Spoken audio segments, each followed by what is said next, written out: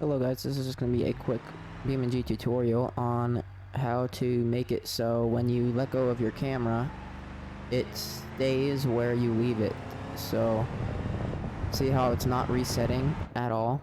I can go like this, look over there, I'm not touching the right mouse button at all, and it's leaving the camera exactly where I left it. So you can go like this and make it a lot more realistic, so then when you look around it doesn't keep resetting on you like that. So basically all you're gonna have to do is press escape, go to options, then camera, and then scroll down, and then right here it says automatically center view on release. Turn that off, uncheck it, and then that's it.